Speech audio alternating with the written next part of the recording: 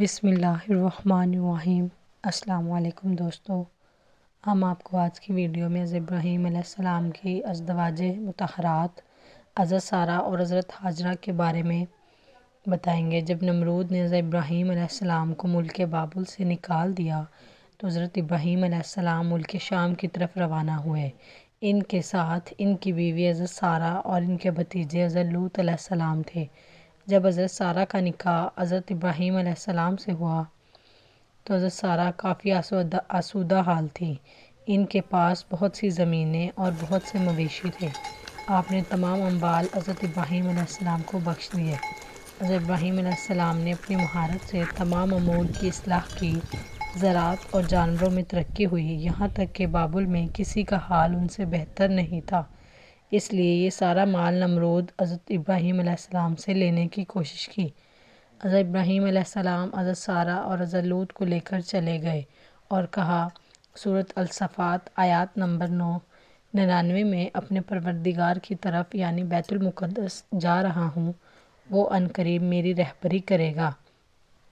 حضرت ابراہیم علیہ السلام ایک غیور انسان تھے، اس لیے انہوں نے اس سفر میں اپنی بیوی حضرت سارہ کو ایک صندوق میں بند کر لیا تاکہ وہ غیر مردوں کی نظر سے محفوظ رہیں۔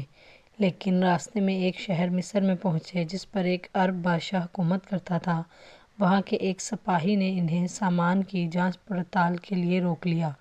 وہ اسی صندوق تک پہنچ گیا اور بولا، اس صندوق کو کھولیں۔ آپ علیہ السلام نے فرمایا، فرض کرو اگر اس صندوق کے اندر سونا اور ہیرے جواہرات ہیں تو تم جو مانگو گے وہ میں تمہیں دوں گا، لیکن تم اس کو مت کھولو۔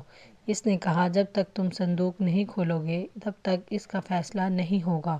کچھ ہی دیر میں اس نے صندوق کھول دیا اور حضرت سارہ کا حسین و خوبصورت چہرہ دیکھ کر بند کر دیا۔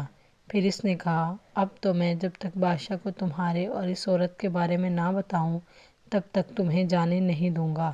اس نے سارا معاملہ بادشاہ کو بتایا تو بادشاہ نے کہا کہ اس صندوق کو میرے پاس لے آؤ۔ آپ نے کہا، جب تک میرے جسم میں جان ہے میں اس صندوق سے علیحدہ نہیں ہوں گا۔ تو آپ نے یہ بات بادشاہ کو بتائی۔ بادشاہ نے کہا، ان کو بھی صندوق کے ساتھ اندر لے آئیں۔ آپ علیہ السلام نے فرمایا کہ صندوق کے ساتھ میں بھی جاؤں گا۔ بادشاہ نے کہا، اس کو بھی اندر لے آئیں۔ حضرت اور ان کے ساتھ سارے سامان کو بھی لے جایا گیا۔ جب بادشاہ کی نظر حضرت سارہ پر پڑی تو اس نے حضرت سارہ پر ہاتھ بڑھایا تو آپ نے اللہ کی طرف چہرہ کیا اور دعا مانگی، اے میرے پروردگار، میری اہل حرم کو برے نظر سے بچا۔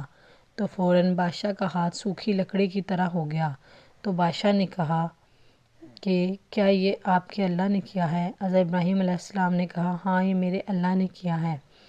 حضرت ابراہیم پکارتے ہوئے بادشاہ نے کہا کہ میرا ہاتھ پہلے جیسا کر دو، میں دوبارہ تمہاری بیوی کے ساتھ کچھ نہیں کروں گا۔ آپ نے اللہ تعالیٰ سے دعا مانگی اور اس کا ہاتھ ٹھیک ہو گیا۔ لیکن بادشاہ نے پھر سے حضرت سارہ کی طرف ہاتھ بڑھایا تو آپ علیہ السلام نے پھر سے دعا مانگی اور اس کا ہاتھ پھر سے لکڑی کا بن گیا۔ تو اس نے آپ سے کہا کہ اب میں ایسی کوئی حرکت نہیں کروں گا، آپ اپنے اللہ سے دعا کریں کہ میرے ہاتھ کو ٹھیک کر دیں۔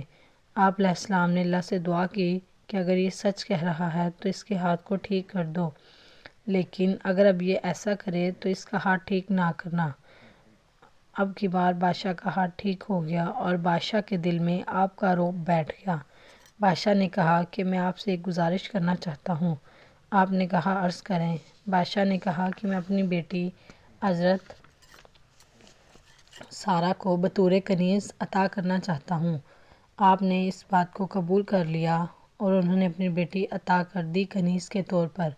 بادشاہ کی یہ بیٹی کوئی اور نہیں بلکہ حضرت ہاجرہ تھی۔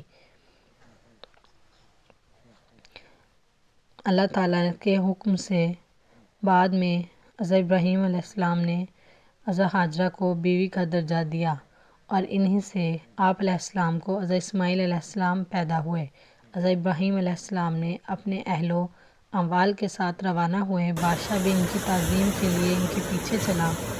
خدا نے ابراہیم علیہ السلام کو وحی کی کہ کھڑے ہو جاؤ اور اس بادشاہ کے آگے نہ چلو جس پر قابو پا چکے ہو، بلکہ اس کو آگے کر دو اور خود اس کے پیچھے چلو، اس کی تعظیم کرو، کیونکہ وہ بادشاہی کے باوجود مغلوب اور لاچار ہے۔ خواہ وہ نیکوکار یا بدکار۔ یہ سن کر ابراہیم علیہ السلام کھڑے ہو گئے اور بادشاہ سے کہا، آگے چلو، میں تمہاری تعظیم کروں اور تم کو مقدم رکھوں، تمہاری عزت و اکرام کی وجہ سے تمہارے پیچھے چلوں۔ بادشاہ نے پوچھا، کیا ہوا، تمہارے خدا نے ایسی وحی کی ہے؟ ابراہیم علیہ السلام نے کہا، ہاں۔ بادشاہ نے کہا، میں گواہی دیتا ہوں کہ تمہارا خدا صاحب جلال، بردبار اور کریم ہے، تم نے مجھے اپنے دین کی طرف راغب کر لیا ہے۔ پھر بادشاہ نے حضرت ابراہیم علیہ السلام کو رخصت کیا اور وہ ملک سے روانہ ہو گئے۔